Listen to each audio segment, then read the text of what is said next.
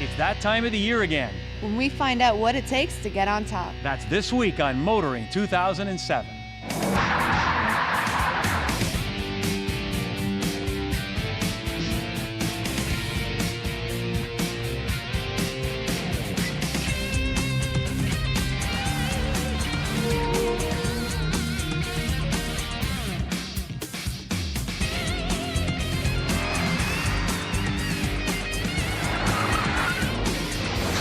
TSN's Motoring 2007 is brought to you by Q from Quaker State.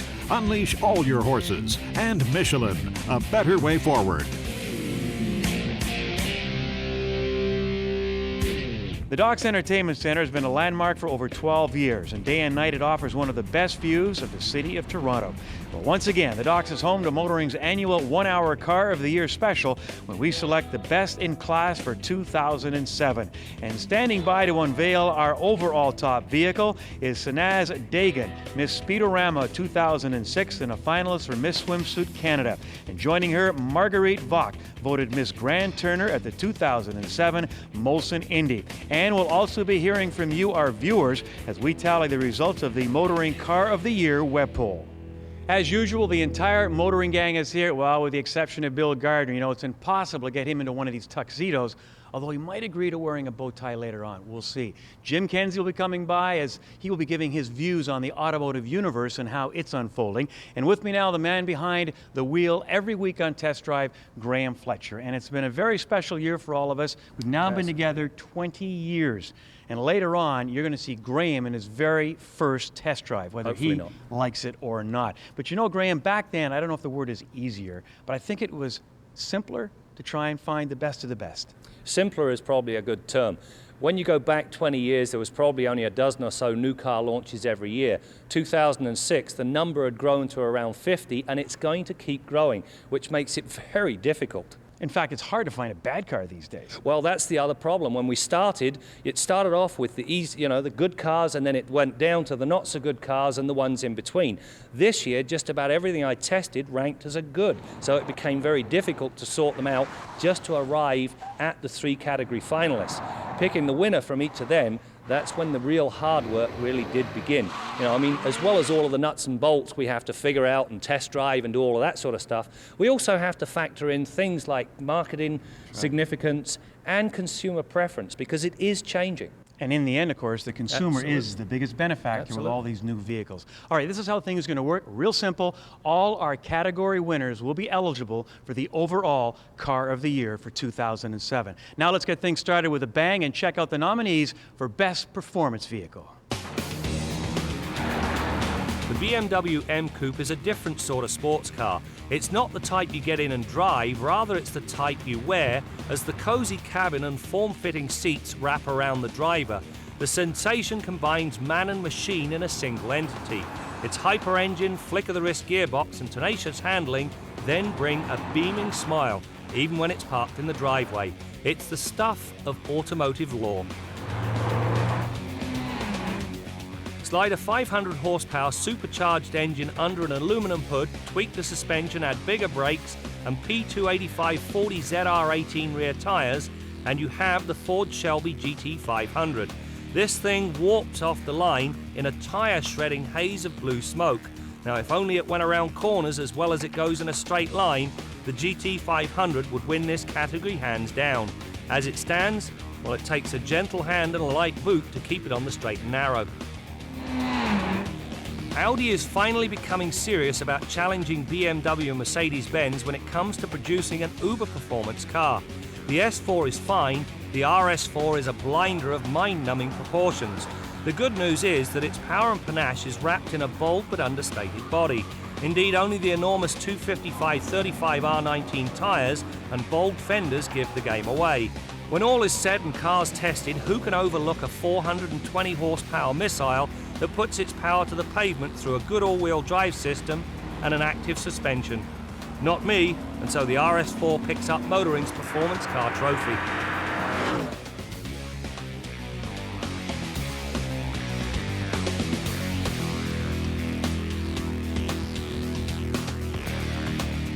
Police forces across the country are fond of the concept of the Blitz. We're all familiar with the spot checks for drunk drivers around the holiday season, but during the summer we'll often have safety belt blitzes and truck safety blitzes and so on. But the new commissioner of the Ontario Provincial Police, Julian Fantino, has said, no more blitzes. We're going after these people 24/7, 52, 12, whatever, all year round. And nobody can argue with that. These perpetrators should be nailed. But you know, there's one advantage of the blitz, and that is publicity.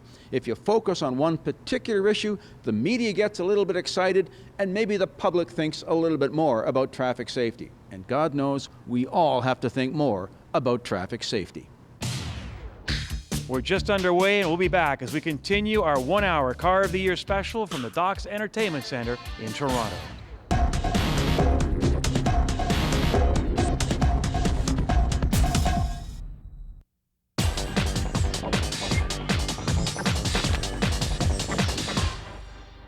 We're back at the Docks Entertainment Centre in Toronto. It won't be long before Sinaz and Marguerite will be pulling the wraps off Motoring's overall Vehicle of the Year for 2007.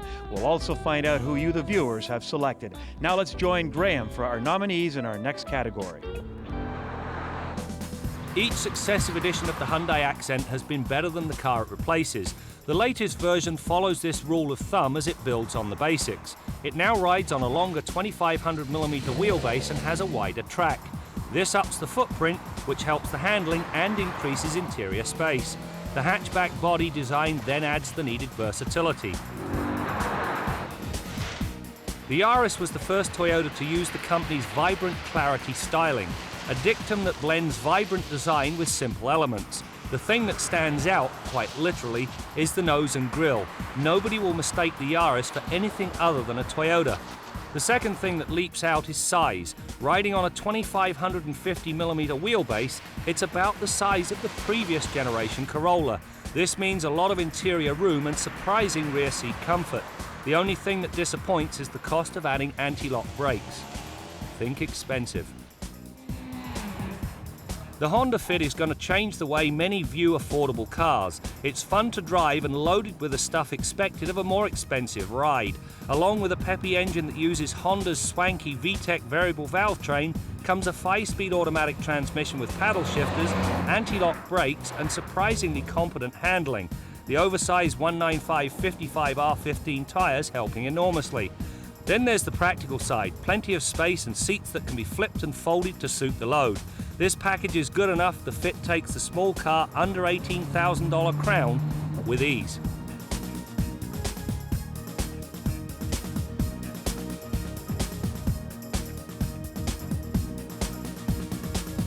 Now, if you're buying a new car or truck this year, chances are fuel consumption is going to be one of your considerations. In the last few years, the big noise has been about hybrids, combinations of gasoline and electric propulsion. But you know, they cost more to buy in the first place. The long-term results, well, we don't know because the long-term hasn't got here yet. And for the kind of driving that most people do, they don't save that much fuel anyway. Right now, the big buzz is about ethanol. Nothing new, Brazil's been using it for years. But in North America, that ethanol is going to come from corn.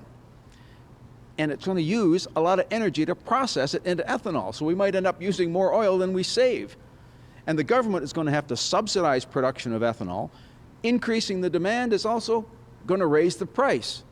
So you might be able to afford to feed your car and not feed yourself. The reworked Acura MDX is a very different vehicle from the one it replaces. It has a new 3.7-litre engine that pushes 300 horsepower through Acura's super handling all-wheel drive system and a 5-speed manumatic transmission. If you opt for the Elite model, you also add active damping to the mix, all of which means there's now more than a degree of sportiness to the MDX's makeup. But that's something that's been long overdue. Big and bold is the only way of describing the latest Chevrolet Tahoe. It is the bull of the SUV brigade. Along with its imposing stature comes all the creature comforts and interior amenities demanded. It also has power to spare, and it handles remarkably well for something that allows you to look a trucker in the eye. Unfortunately, its thirst for gas, well, it will dissuade many potential buyers. The Suzuki XL7's size is the first thing you notice. Where the old vehicle was cramped and not very well thought through, the new one is thoroughly modern. To begin with, it now rides on a unibody rather than the old body on frame. It also accommodates 7 passengers in relative comfort, has the versatility demanded by this tough market, and it has a honey of an engine, a unit similar to the one that powers the up-level Cadillac CTS. These improvements and the quantum leap forward in versatility and flexibility combine to make it motoring's best new large SUV.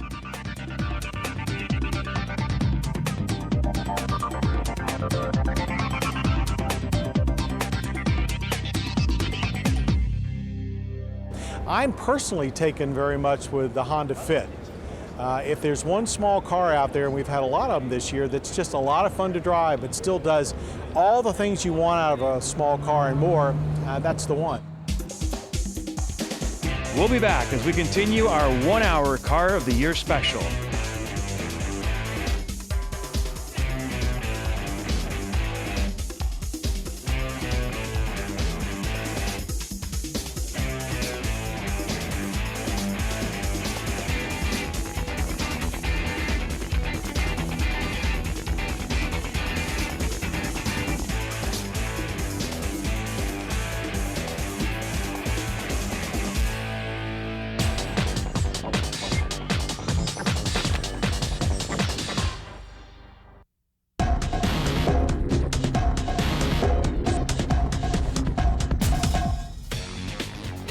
We're back at the Docks Entertainment Center in Toronto. It won't be long before Sanaz and Marguerite will be pulling the wraps off Motoring's overall Vehicle of the Year for 2007. We'll also find out who you, the viewers, have selected. Now let's join Graham for our nominees in our next category. It's now time to take a look at our family cars under $30,000. Now, I know I'm going to get flack because one of them is actually a hatchback. But when all's said and done, a good family car is all about taking 5 people and their luggage from A to B. And that each one of our nominees is more than capable of. It's a refreshing change to find a Chrysler that can stand on its own merits. The Sebring is capable, comfortable, and a thoroughly enjoyable drive. More importantly, it has an exterior style and an interior class that pushes the segment's otherwise conservative limits. It also comes with some high-tech kit. MyGig integrates a soulful Harman Kardon audio system with a touchscreen, navigation system, Sirius satellite radio, and a 20GB hard drive. The latter houses all of the nav info while leaving enough space to store 1,600 songs. The Kia Magentis proved to be one of the bigger surprises this year. While it's not the best looking car released, it does ride and drive as well as anything it competes with. It's also offered in several different flavours, the best one being the one with the V6 engine and 5-speed automatic transmission. It also comes with a generous list of safety equipment. Along with anti-lock brakes and electronic stability control comes side seat mounted airbags and drop-down side curtains. Volkswagen's decision to reincarnate the Rabbit name is rather curious.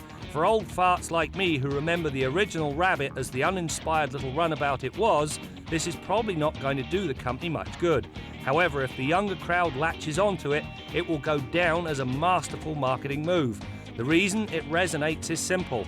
When equipped with a 2.5-litre engine, it has power and poise in spades. Our best new family car under $30,000 is the Volkswagen Rabbit. Yes, it's a hatchback, but it brings with it a versatility that the other 2 cars couldn't match. And so it really was a rather easy winner.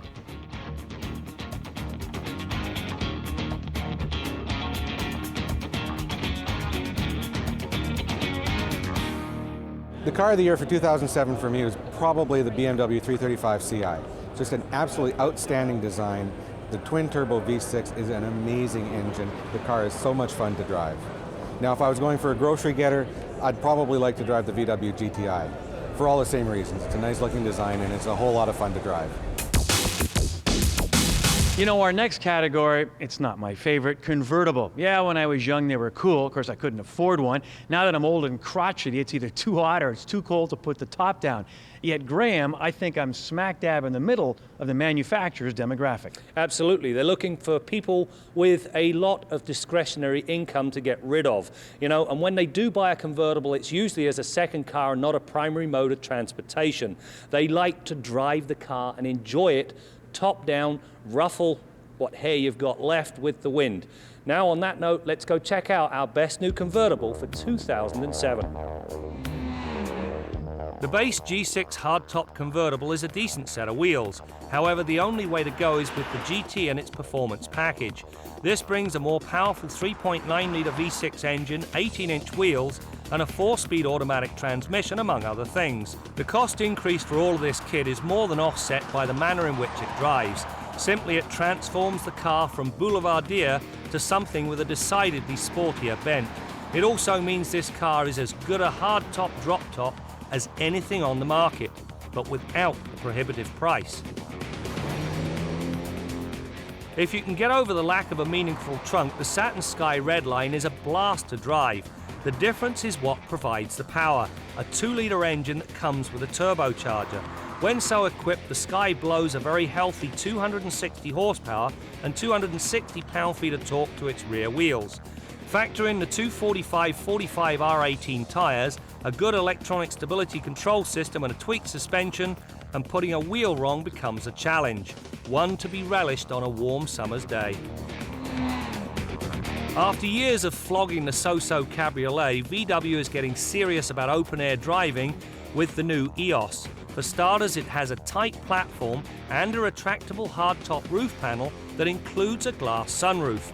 Throw in a 200 horsepower 2-litre turbocharged 4 and it has the wherewithal to run with its strikingly good looks.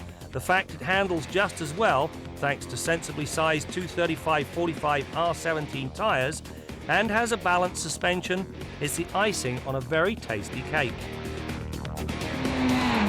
The winner of our best new convertible, well, it's going to come as a surprise, but it is a very deserving winner. And it is the Pontiac G6 hardtop convertible. This thing brings all of the practicality of a fixed roof coupe with all of the fun of a drop-top automobile. It really is the best of two worlds in one very affordable package.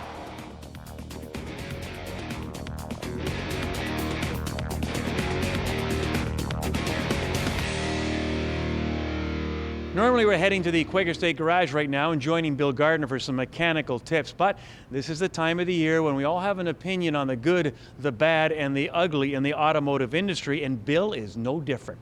Here's Bill. Brad actually thought he was going to put a bow tie on me, boys, but I don't know. You sissies stay inside with your bow ties in your cars. We're outside for the Truck of the Year nominees. The all-new Ford Sport Trac looks similar to the previous model, but has major improvements in chassis and powertrain. Ford claims the all-new fully boxed frame is 5 times stiffer than before, and both front and rear suspensions have been redesigned. Rear suspension is a major departure in that it's fully independent for a huge improvement in ride and handling. Engine calibrations and improved emission controls reduce oxides of nitrogen by a staggering 74% without sacrificing horsepower, torque, or fuel economy. And fuel economy is expected to match the previous model, even though the new Sport Trac is more than 5 inches longer and almost 2 inches wider. At almost 80 grand, you'd expect a lot out of the Cadillac Escalade EXT, and indeed you get just about every creature comfort and toy you can imagine, from a heated steering wheel to heated and cooled seats, rear view camera, ultrasonic parking assist, tons of leather, the list goes on and on. A fabulous 6.2-litre 403 horsepower V8 with over 400 foot-pounds of torque and a 6-speed automatic make for an awesome powertrain. And the headlights, by far the best I've ever driven behind, and kind of spoil you for getting back into lesser vehicles.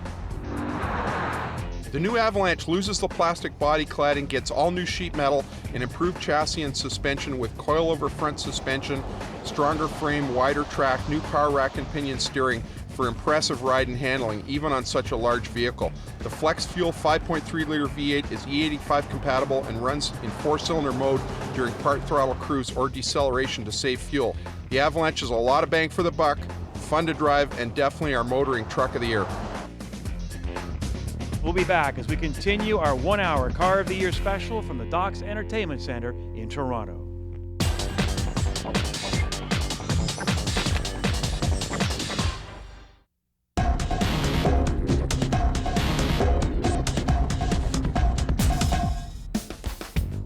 We're back at the Docks Entertainment Centre on the shores of Lake Ontario. Inside, Sanaz and Marguerite are preparing to unveil our overall best vehicle for the year 2007. Let's once again join Graham with our next category. Earlier we picked the Honda Fit as our best new small car under $18,000. It's now time to take a look at the nominees for those cars over $18,000. Now, as with the smaller brethren, these things are the beneficiaries of some serious trickle-down technology. At one time, anti-lock brakes were an exclusive for expensive cars. Now you'll find them on each one of our nominees.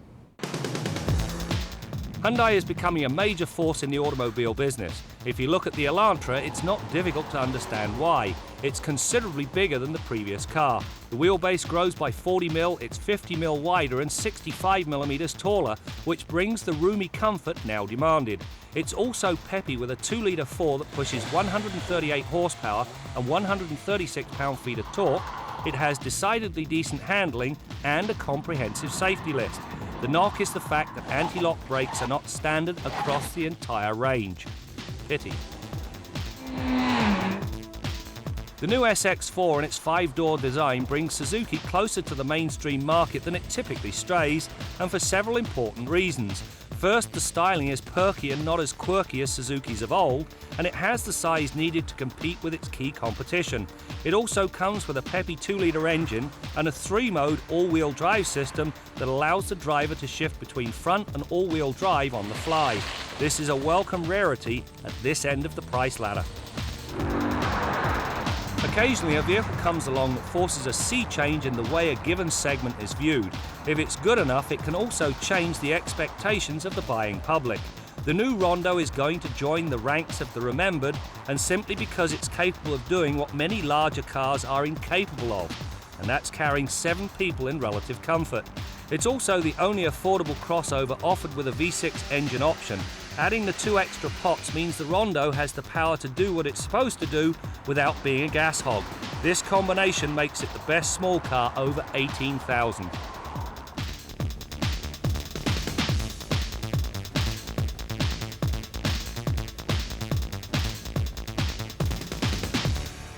It's still tough times for the domestic car industry. Ford recently announced the biggest loss in company history, billions of dollars. Now, it's not the biggest loss in car company history. GM lost even more than that a few years ago. And industry overall, who can forget Time Warner? But the thing about the reaction to this loss, a lot of people are panicking. The sky is falling. But Ford expected this loss. This is a part of a planned cutback over the next couple of years. They have to close plants, they've got to lay people off, and there's only so much room in the lifeboat. But Ford knows they've got to learn how to be a 15% market share company profitably, as opposed to a 25% market share company and losing money. My only criticism of what Ford's doing is they probably should have done it 5 years ago, which is what General Motors did, which is why GM is now starting back on the upswing. So Ford, it's a tough deal, but it's your only chance. Okay, so now we're going from small car, just over $18,000, to luxury car over $60,000. But despite the price tag, Graham, the luxury market is bigger and better. Absolutely. BMW just topped 20,000 sales for the first time in its 20-year history. That tells you this segment is still a hot commodity. And on that note, let's check out our nominees for a luxury car over $60,000. Audi's strong showing in racing circles tells you the company has a speedy gene in its corporate makeup. Just how deep it runs comes to the fore when you strap on the S6, fire its 5.2-litre V10 engine to life, and launch it off the line. Suddenly, everything becomes a dizzying blur as it romps from 80 to 120 in 3.8 seconds. Now, this is not the sensation expected of a luxury car. The Lexus GS450 picks up where the Camry Hybrid leaves off. Combining a V6 gasoline-powered engine with Toyota's hybrid Synergy drive delivers the kick of a 4.5-litre V8 engine and yet the fuel economy of a 4-cylinder passenger car. It also lives up to the luxury side, boasting a cabin full of aromatic leather, real wood trim, a wonderful 14-speaker Mark Levinson sound system, and a full-on navigation system. As well as being an E-Class in every respect, the E320 CDI has one massive advantage over the rest of the lineup except the AMG version. Beneath the hood sits the best diesel engine offered in the world. It produces 210 horsepower and 400 pound-feet of torque, which is enough to out-torque the almighty Hemi. It's also capable of putting a ton on the clock in 6.8 seconds. Better yet, it returned a 2,400 kilometre average fuel economy of 6.8 litres per 100k. Now that's what you call a real winner, and Motoring's best new luxury car over $60,000.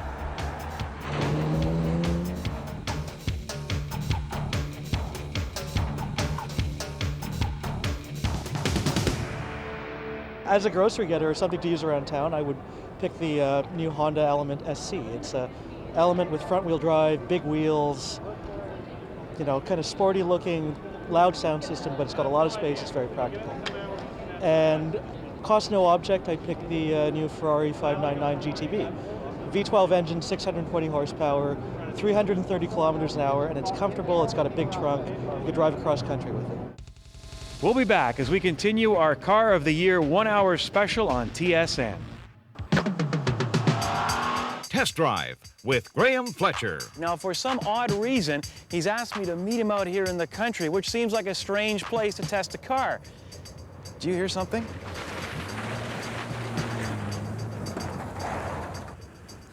Welcome to Motoring 88. Thanks, Brad. Now, I know you're testing cars each week, but even I know this is not a car.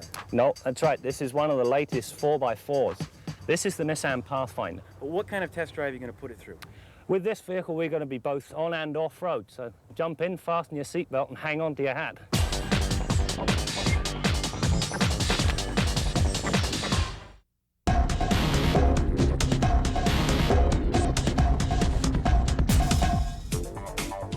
We're back at the Docks Entertainment Center in Toronto as Motoring continues its 1 hour Car of the Year special. Take a Honda Civic and load it with leathery luxury and you have the new Acura CSX. What sets the Type S apart from the mortal version is its 2-litre 4-cylinder engine.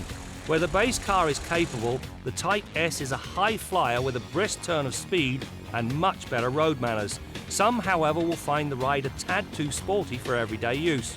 Should this be considered a drawback? Well, if you have a single driver's bone in your body, the answer is a resounding no. After years of neglect, the VW GTI is back with a vengeance. Not only is it bigger, meaning there's a usable rear seat, upping the size has not robbed the new car of its tossable charm. Likewise, dropping in an Audi-derived 2-litre turbocharged engine gives the car the urgency it has always demanded. This is particularly true when the engine is married to VW's direct shift manual box. It's good enough to make Michael Schumacher envious. The Mazda Speed 3 proves what happens when you take a well-balanced platform and slide a serious engine under the hood. A 2.3-litre turbocharged 4 that spools out 274 stallions and a ton of torque. Let's just say it makes for a blindingly quick ride. However, unlike many souped-up cars, the Mazda Speed 3 remains eminently drivable when just tooling about town.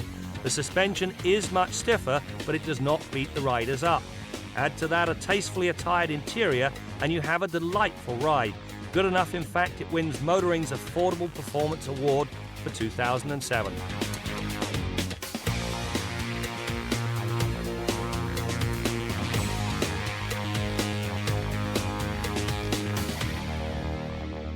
Up next, our family car over $30,000. Now this category puts two perennial winners up against a newcomer.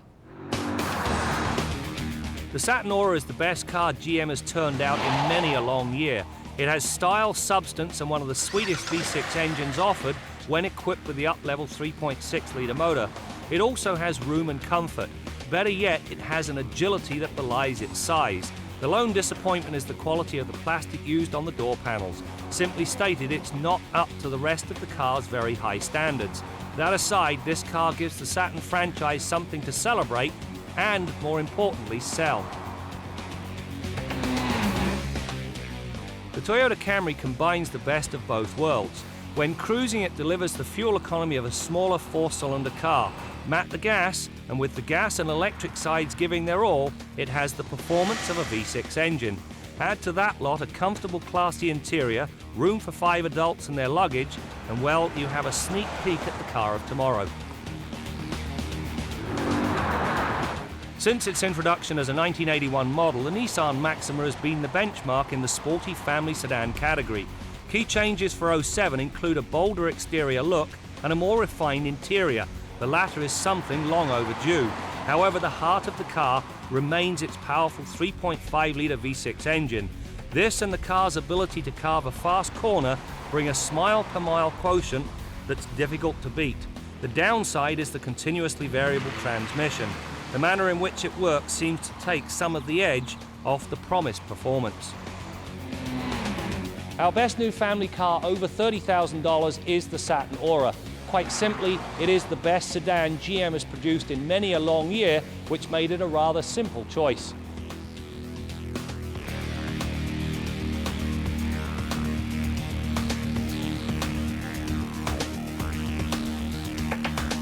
Now, most of you know that 95% of Canadians and 100% of motoring viewers always wear their seatbelts. My question is, what's up with the other 5% of you? We're also seeing quite a few young people now who think wearing a seatbelt isn't cool. Well, what's cool about smashing your face on the inside of your windshield? Some people say, I'm only driving in town, I'm only going 50 kilometers an hour. Well, have you ever walked into a door? I'll bet you have, and it hurts like heck. That's typically about 6 kilometers an hour. Multiply that by 5 and tell me how much fun that's going to be. Click it up.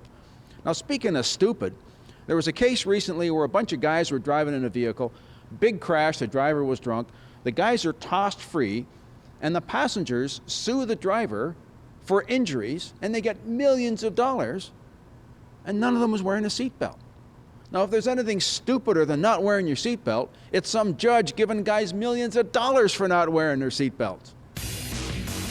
Well, one category we're not going to see this week is minivans, because, Graham, with the exception of the Hyundai Entourage, there is nothing new. Ford and GM are out of the business. Chrysler, of course, in Detroit introduced a new minivan, but still people need them. So if you're going to buy a minivan, what would you buy?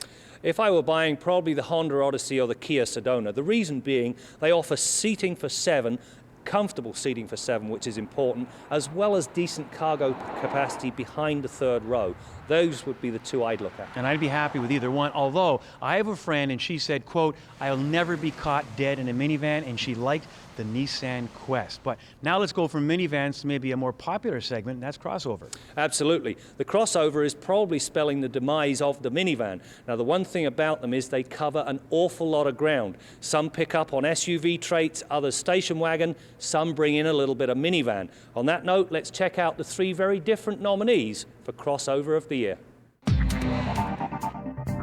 The RDX is part SUV and all sports car. This comes through loud and clear whenever the road deviates from the straight ahead.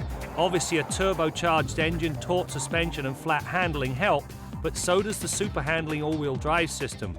When cornering, the system actively spins the outside rear wheel faster than the inner wheel, which turns the car into the corner. Now, this brings a crispness to the drive so many other crossovers lack. The fact it's loaded to the nines doesn't hurt. The Edge is Ford's first foray into the real crossover world. It combines a solid chassis and a good powertrain and is available with all of the desirable comfort and convenience items, including a sunroof that consumes most of the roof. It also comes with one seriously attractive interior design, and it handles remarkably well for something that feels so big. But therein lies the rub. Usually when something is as large as the Edge, it's capable of carrying 7 riders. The Edge will only accommodate 5. One of Mazda's most likable traits is the innovation and imagination it manages to instill into each of its products. The CX-7 sticks to this tried and true formula, as its perky style is backed up by an equally engaging drive. The 2.3-litre turbocharged 4 pushes 244 horsepower through a 6-speed manumatic to the front or all 4 wheels. The latter is the only way to go if you're a serious driver. The other plus is that the attractive design does not detract from the CX-7's flexibility and versatility. Our best new crossover for 2007 is the Acura RDX. Quite simply, it is part SUV, part station wagon, and all sports car. It is a blast to drive and a very worthy winner.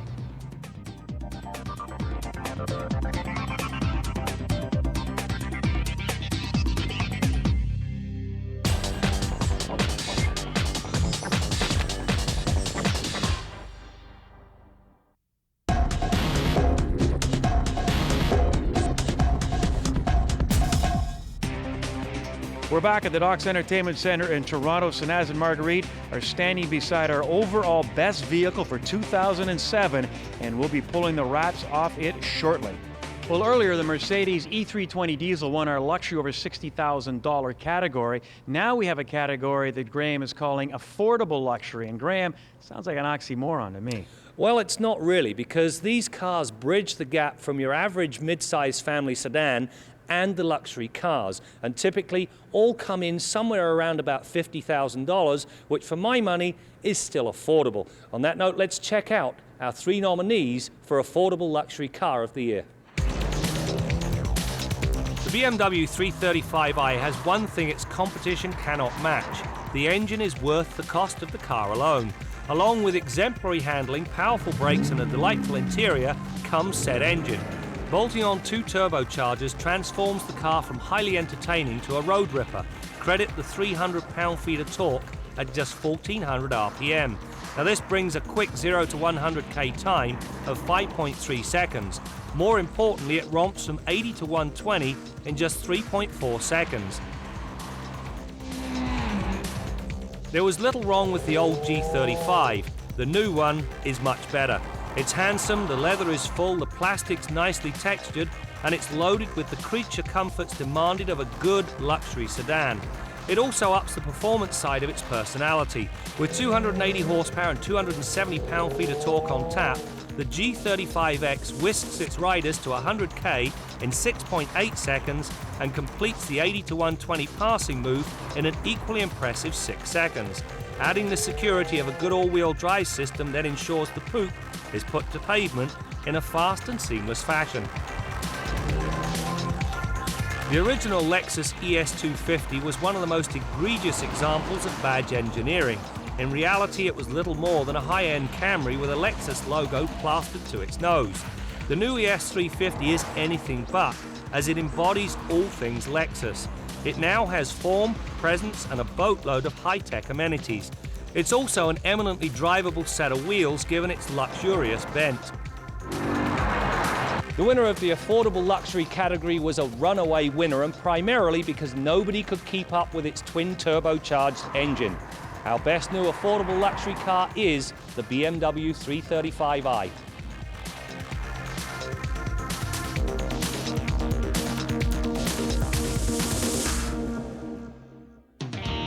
Once a rather boxy-looking thing, the latest Honda CR-V earns a much-needed transformation. Gone is the bland, slab-sided look of old in favour of something with a little style. The roofline treatment is particularly attractive. Mechanically, it also benefits from a livelier 2.4-litre engine that delivers 166 horsepower, a 5-speed automatic transmission, and Honda's real-time all-wheel drive system. Not only is the latest RAV4 larger than the vehicle it replaces, it now comes with the power it has cried out for from day one. The top-of-the-line model now comes with a 3.5-litre V6 engine that pushes no fewer than 269 horsepower. Trump the gas and the RAV4 scoots to 100k in 6.7 seconds. Now this is 3.6 seconds faster than the Honda CR-V. The better news is that the cost of going from the base 4-banger to the outrageous V6 is affordable. Just $2,500. As for the rest of it, well, the comfort and versatility reflects the RAV's speedy personality. The Hyundai Santa Fe follows the CR-V's stylish lead. Once a rather cartoonish-looking thing, the new vehicle oozes class and sophistication. It also has the amenities and power to back up its good looks.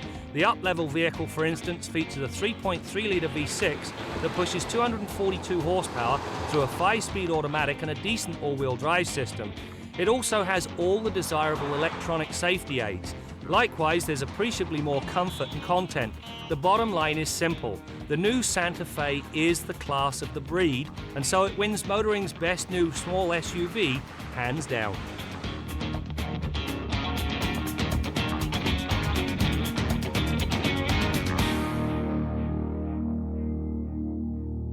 And you know, Graham, when you talk about Hyundai, well, now you don't have to talk about the Pony anymore, but there I go again. But it doesn't matter what product you're in, the Sonata, the Santa Fe, you sit in those cars, you drive them, the fit and finish, the performance, it really is a remarkable story. It is, and you know, it's going to force a lot of other manufacturers to sit up and take notice, because Hyundai is going to become a major league player. And you know, one of the fun things we like about doing this show is we get to drive all the cars and trucks, but we get to drive the cars that I know that Graham and I will never, ever, ever be able to afford. Am I right? That's right, and that's why we have this category. Money no object, enjoy life in the lap of luxury.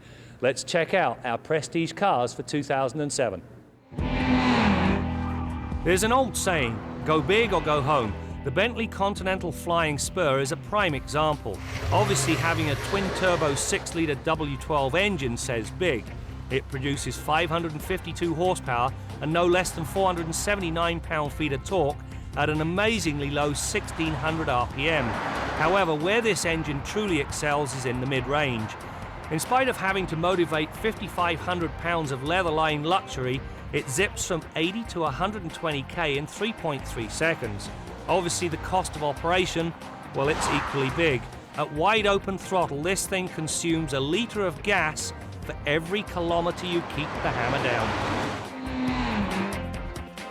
Having set a new benchmark for the luxury car segment when it launched the LS400 in 1990, Lexus is at it again. The company's new LS460 flagship sets new standards in just about every area.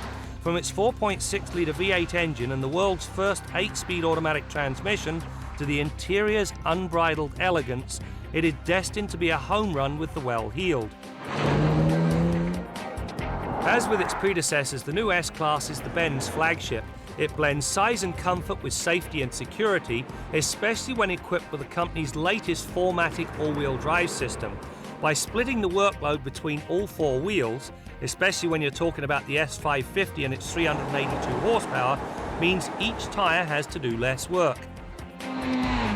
There's an old saying, if you've got it, flaunt it. Certainly if I had it, I'd be flaunting it, and it would be in the form of the Bentley Continental Flying Spur, our best new prestige car. Not only is this thing incredibly quick, it has got luxury coming out of its yin-yang, and it makes a personal statement about how well off you are. Sometimes that's not a bad thing to say.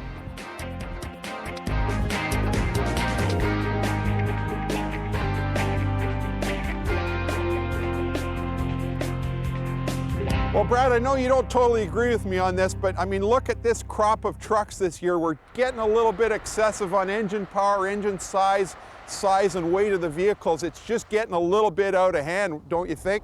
I mean, look at this Cadillac, over 400 horsepower, and you need full-time all-wheel drive to keep this thing aimed straight. It's a nice truck, fun truck to drive, but do you really need that kind of power to haul around a cargo box as small as this? I don't think so, and you know, GM's got a great 4.8-liter V8 that would motivate a truck this size, but they don't use it because, I mean, when you're getting 80 grand for the truck, you got to justify it. Bigger is better, right? Well, I don't know if it really is, and I think we need to kind of rethink that. I mean, look at the SUVs today. Just a few years ago, Grand Cherokees had a 4-liter, roughly 200 horsepower straight six that pushed them down the road just fine, but now they're up to a 5.7-liter, I think it's 345 horsepower Hemi. A little bit excessive, and that's really hurting our fuel economy and our impact on the environment. So we need to rethink that deal, and I think get some of the weight and size out of these vehicles and get the engine displacement down. And you know what? We might need the government to force us to do it. I hate to say that. Brad didn't want me to say that, but I think that's what we need, boys. Till next week, I'm Bill Gardner for Motoring 2007. When we come back, it's the moment we've been all waiting for as we unveil our best vehicle for the year 2007. Stay with us.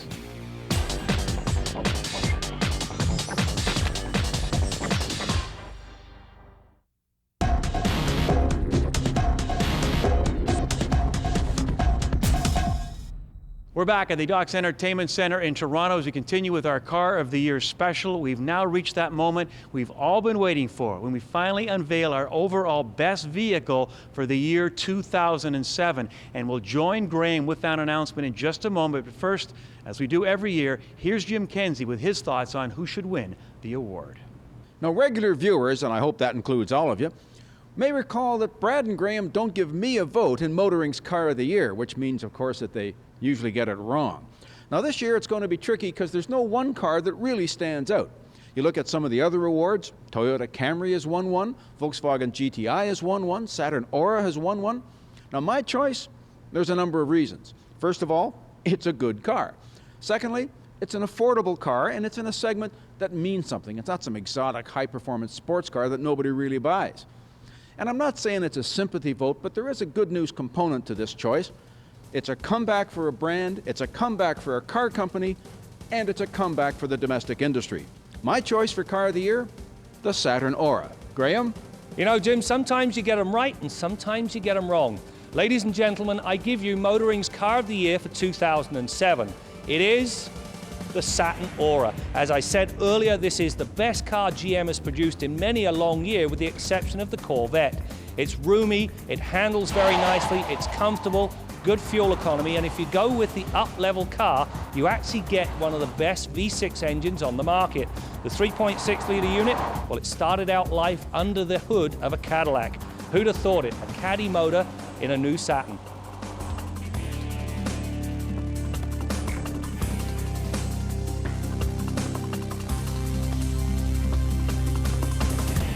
Well, congratulations to General Motors and the Saturn division and all our other category winners. And you know, there are three things that make it possible for us to be on the air. One, TSN. Two, our sponsors. And three, you, our viewers. Some who weren't even born when we first came to air 20 years ago. So thank you for watching. It's you who make it all possible. That's it for now, but we will be back next week as we continue to bring you more stories about cars and the people who drive them.